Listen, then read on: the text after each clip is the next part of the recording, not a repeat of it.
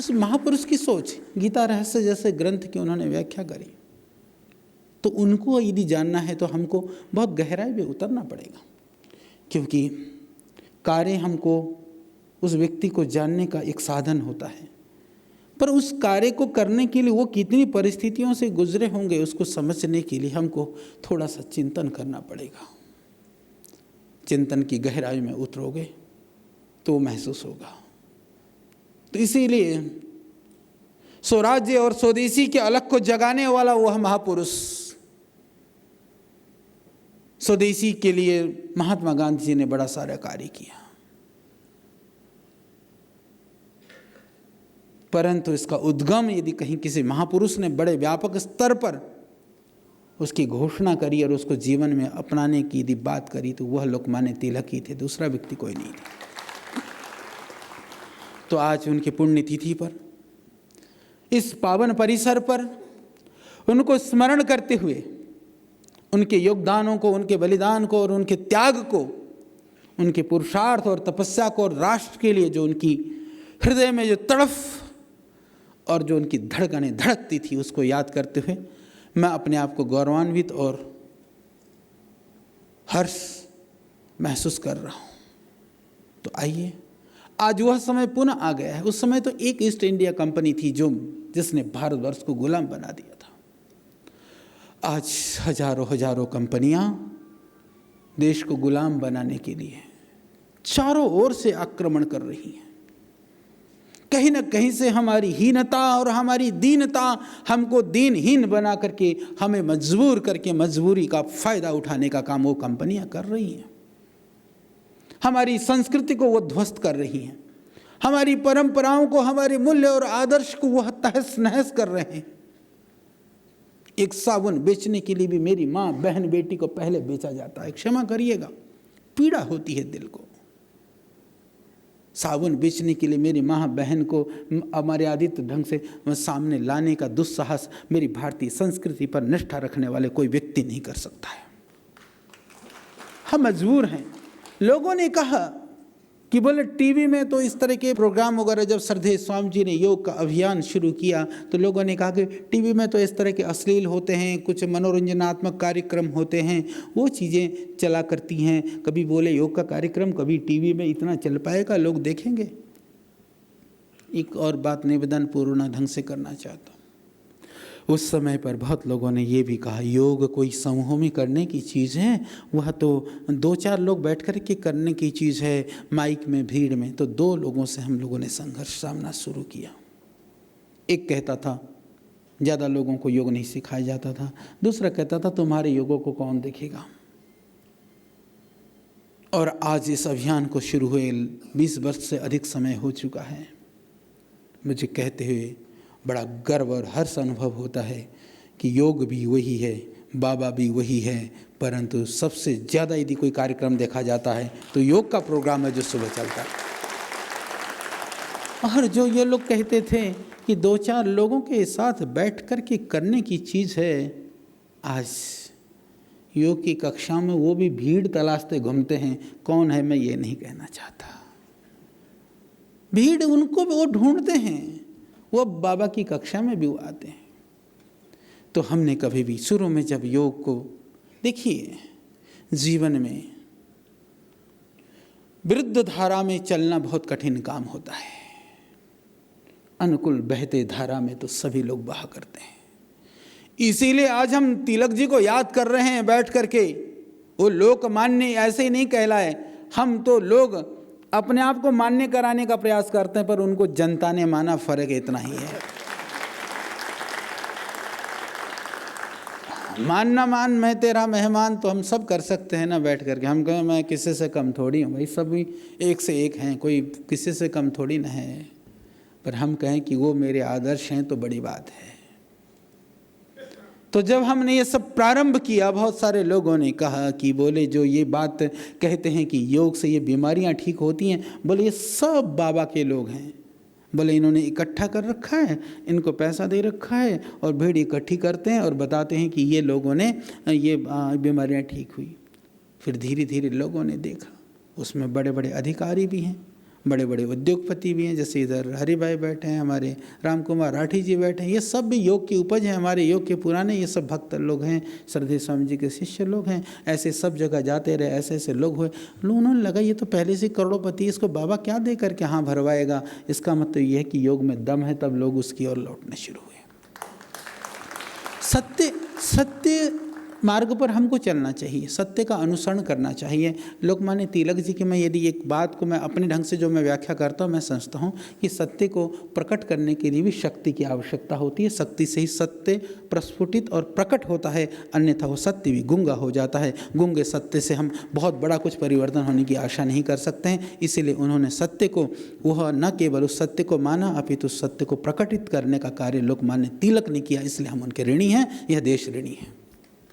उस सत्य के द्वारा इस देश को जागृत करने का कार्य उन्होंने किया। तो योग अभियान के द्वारा जब श्रद्धेय स्वामी जी दिन रात अनवरत लगे रहे, और उस स्वदेशी की बात हम प्रारंभ से लगे रहे। हम गुरुकुल में पढ़ते थे, मैं आपको बताना चाहता हूँ, हमको पता नहीं था कि क्या स्वदेशी विदेशी, फिर भी हमारे मन में एक भाव थी। हम अपने लिस्ट बना करके रखते थे। हम बिल्कुल यही 2 कपड़े पहनते थे, एक नीचे धोती लपेटी, एक ऊपर ही लपेट लिया, घूमते रहते थे। परंतु फिर भी हम अपने दैनंदिन सामान में भी, ये टूथपेस्ट किसकी है, विदेशी कंपनी का है, हमको नहीं प्रयोग करना है। ये साबुन कौन सा है, विदेशी साबुन, टूथपेस्ट, कपड़े धोने का साबुन, नहाने का साबुन, टूथपेस्ट। इसके अलावा तो हम लोगों को कोई क्रीम, लोशन, पाउडर और बाकी चीज़ों की तो जरूरत पड़ती नहीं थी।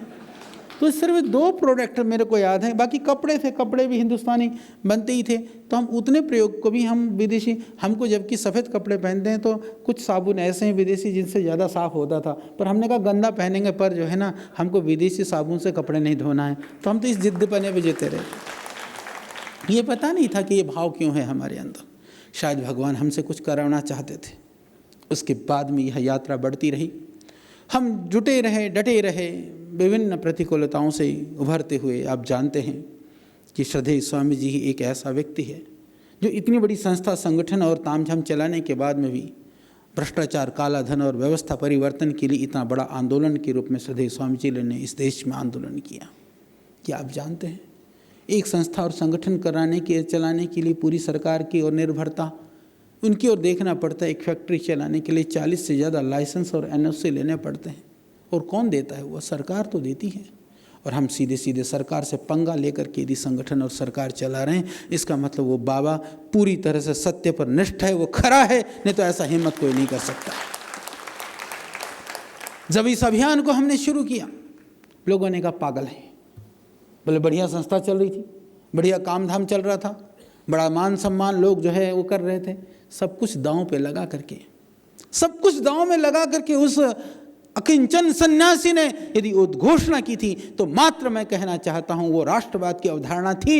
ये वीर और शहीद और महापुरुषों की देन थी कि उनकी आत्मा उनके अंदर जो है वह हिलोरे ले रही थी कि कुछ कर, अभी जो कर रहे वो पर्याप्त नहीं है। इस अभियान के लिए श्रद्धेय स्वामी जी ने आंदोलन शुरू किया, और कोई कारण नहीं था। वह पागलपन वो हमारे महापुरुषों के द्वारा दिया हुआ था, हमारे शहीदों के द्वारा दिया हुआ था, उन क्रांतिकारियों के द्वारा दिया हुआ था, और ऋषि दयानंद की परंपरा में जो कुछ हमने पढ़ा था वहाँ से हमको मिला हुआ था। तो हम उस अभियान में जुटे। लोगों ने कहा ये ख़त्म हो जाएंगे। अच्छा, मैं आपसे एक चीज़ पूछना चाहता हूँ, अभी हमारा क्या है जो हमारा ख़त्म होगा? हमारा कुछ नहीं है। जो कुछ है देश का है। देश चाहेगा कि देश के लिए चाहिए तो तब तक वो रहेगा। यदि जिस दिन चाहेगा कि देश अब हमको नहीं चाहिए, हम तो ऐसे ही अकिंचन हैं, 2 धोती में हैं। और मैं आपको बता दूं, आज तक भी ये कपड़े कभी खरीद करके नहीं पहने, ये भी दान में दिए हुए हैं। वो तो लोग देते रहेंगे, इतना हमको भरोसा है, वो हमको भरोसा है। और यह हमारा संकल्प है कि जो कुछ भी है वो समाज का है, तो हमको 100% और आज भी छोटी छोटी खरीद से लेकर के नेगोशिएशन तक मैं बैठता हूँ स्वयं। बड़ी बड़ी मशीनें खरीदनी पड़ती हैं, रिसर्च के बड़े बड़े इंस्ट्रूमेंट खरीदने पड़ते हैं। मैं एक बात कहता हूँ, जब मैं कहता हूँ भैया 50,000 कम कर दे, 1 लाख कम कर दे, करोड़ों करोड़ों की मशीन होती हैं, तो मेरी शक्ल पे देखते हैं लोग, बोले अच्छा जी आप ऐसा नेगोशिएशन क्यों करते हो? मैंने कहा भैया तुम्हारे लिए वो, मान लीजिए कि मैंने यदि 10 करोड़ की मशीन खरीदी और मैंने तुमको कहा कि तुम 50 लाख कर दो, तुम्हारे लिए वो हो सकता है कि वो 10% हो। मेरे लिए जो मेरी तुम बाहर जहाँ से आ रहे हो, क्योंकि मैं पतंजलि के चिकित्सालय के वहीं पर ही ऑफिस में बैठता हूँ, मैंने कहा बाहर तुम कितने रोगियों को देखते हुए आए हो? बोले हाँ। वहाँ बेचारे एक व्यक्ति, जबकि सारी चिकित्सा सारा लगभग निःशुल्क है, फिर भी दवाइयों का और बाकी जो न्यूनतम मूल्य लिया जाता उसमें भी किसी को 500 रुपये के लिए, किसी को 100 रुपये के लिए वो व्यक्ति शाम तक मेरी प्रतीक्षा करता है कि आचार्य जी आएंगे, मेरी दवाई फ्री करेंगे। मुझे वो व्यक्ति दिखाई देता है, मुझे तुम नहीं दिखाई देते हो, इसलिए मैं यहाँ बैठ करके नेगोशिएशन करता हूँ। अपने जीवन में भी कभी भी हमने इस दुनिया के भौतिकी संसाधनों को विलासितता के लिए तो हमने प्रयोग किया है, न कभी जिंदगी में करेंगे। आवश्यकता जितनी न्यूनतम से जीवन चले वो हमारा प्रयास रहता है। और मेरे मन में एक भाव रहता है हमेशा, मैं हर रोज़ सोचता हूँ यदि मैंने 2 रोटी का सेवन किया है तो मुझे ऐसा करना है कि वो कर्ज मेरे सर पे न चढ़े, मैं उतारने के लिए 4 रोटी का काम प्रतिदिन करूँ। इस भाव से मैं कार्य करता हूँ। ये सब देन किसकी है? ये हमारे महापुरुषों की है, हमारी संस्कृति की है। ये भाव हमारे अपने नहीं है। मैं हमेशा कहता हूँ जो भी हमारे अंदर गुण हैं, जो भी हमारे अंदर विशेषताएं हैं, तो वह सिर्फ और सिर्फ हमारी संस्कृति और हमारे महापुरुषों की देन है। यदि हमारे जीवन में दोष और त्रुटियां हैं, कमियां हैं, तो वो हमारी अपनी हैं, क्योंकि हम उनके अनुसार अपने को सुधार ना पाए, इसलिए कुछ चीज़ें रह गई हैं, ऐसा मान लेना। सुधारने का सतत हमको प्रयास करना चाहिए। कभी भी हमको गुणों को देख करके, गुणों की व्याख्यान सुन करके यदि हम अपने आप को गुणवान मानने लग गए तो वह दिन दूर नहीं जिस दिन हम अवगुणों के खान हो जाएंगे। इसलिए गुणों में इतराना नहीं, उसको और पाने का प्रयास करना, क्योंकि जहाँ आप खड़े हैं ना, वो आपके गुणों की वजह से है, दोषों की वजह से कोई नहीं आगे पहुँचता है। इसीलिए गुणों को बढ़ाने का प्रयास करिए। तो एक ईस्ट इंडिया कंपनी इस देश को गुलाम बना चुकी है। आज हजारों कंपनियां हैं। उस स्वदेशी के अभियान के प्रेरक, उद्घोषक लोकमान्य तिलक जी के इस पावन संस्थान जो उनके नाम से संचालित है, उनकी परिवार के लोग अपने आप को लगा करके उसको आगे बढ़ा रहे हैं। तो हम सब भी यहाँ से कम आज उस स्वदेशी के संकल्प का शंखनाद करें कि जिंदगी में प्रयास करिए कि हमको विदेशी कंपनियों का कोई भी प्रोडक्ट नहीं प्रयोग करना है, हमको स्वदेशी का प्रयोग करना है। तो एक उनके लिए एक मैं समझता हूँ कि हमारी श्रद्धांजलि होगी, हमारी आहुति होगी, उनके पुण्यतिथि पर हमारी संवेदनाएं होगी।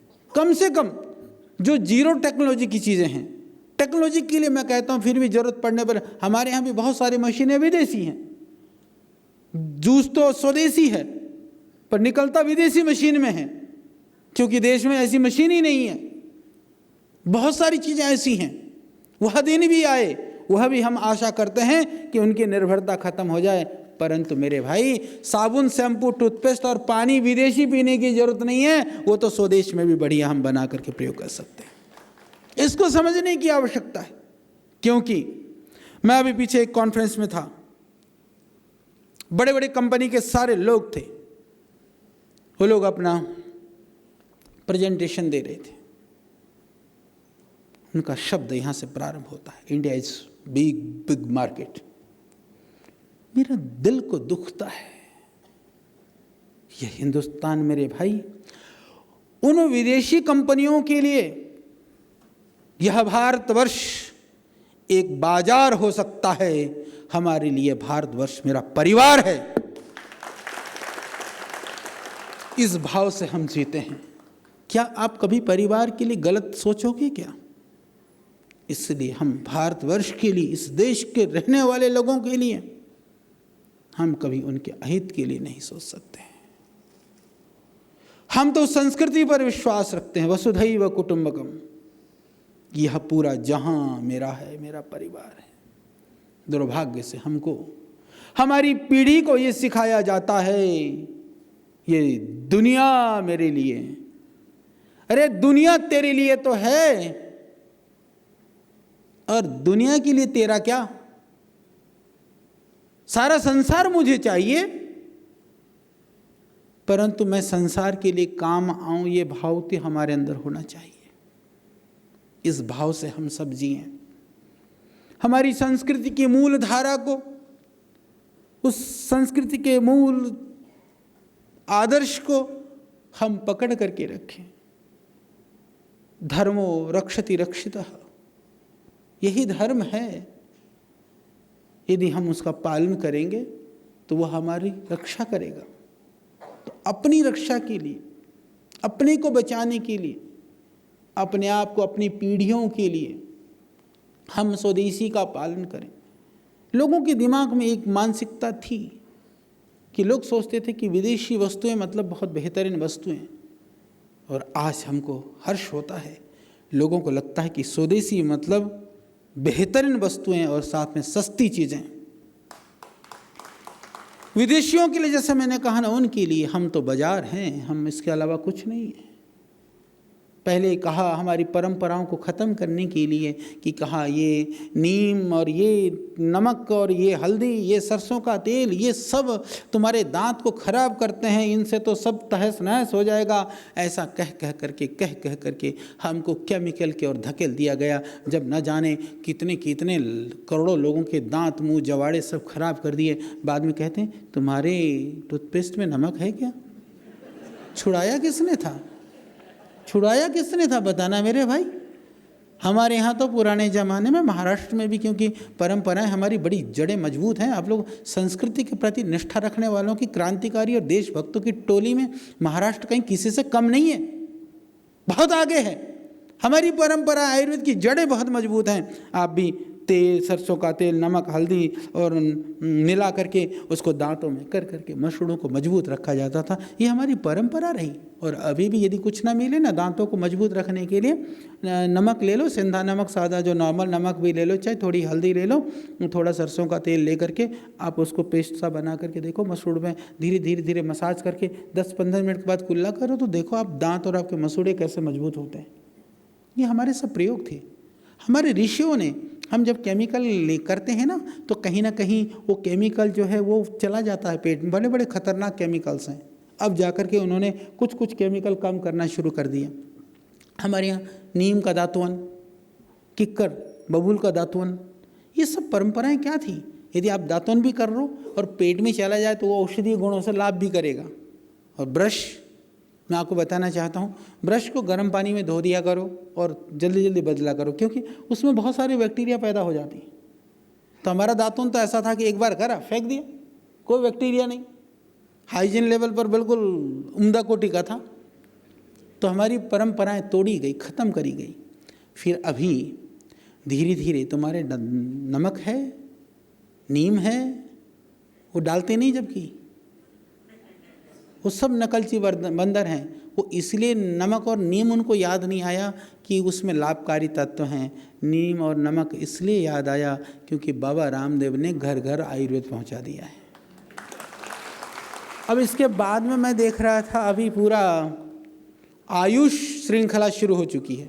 और मज़ेदार बात तो ये थी, जिन्होंने हमारी माँ, बहन, बेटी तक को बेच डाला, आज उनका ऐड मैं कल देख करके भौचक रह गया। संस्कृत में ऐड बना हुआ है अभी, संस्कृत में। आप भरोसा कर सकते हो क्या? तो वो गिरगिट हैं, गिरगिट। मौसम देख करके अपनी रंग और रूप बदलना जानते हैं, पर सजग होने की बारी आपकी है। दूसरी छोटी सी इंटरेस्टिंग बात, क्योंकि मैं इस महाराष्ट्र की पवित्र भूमि पर हूँ, महाराष्ट्र की बात सुना देता हूँ। मेरे को पकड़ करके वहाँ के विधायक लेकर के उधर ले गए, अमरावती ले गए, उधर फिर नागपुर, इधर उधर घुमाते रहे। बोले जी इधर ये संतरे की खेती बहुत होती है, किसानों के लिए होता। फिर वो कटोल में जो है एक संयंत्र बंद पड़ा हुआ था, बोले जी ये चला दो। अच्छा, हम ज़्यादा सीधे साधे हैं। कई बार जो है ना, लोग कई चीज़ें बाद में समझ में आती है। पर मैंने ये देखा, एक बात बताऊँ आपको, चालाकी से आप 2 काम अच्छे कर लो और सीधेपन में 4 बार ठगा लो, वो ठगा जाना अच्छा है, पर चालाकी अच्छी नहीं होती है।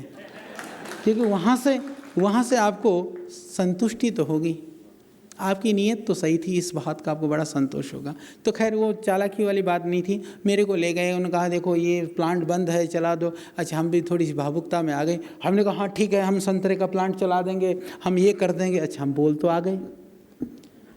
बोल करके आने के बाद मैंने पता करा, एक तो उस प्लांट में तो बड़ा विवाद सा था, सब था। हमने कहा नया लगाना है।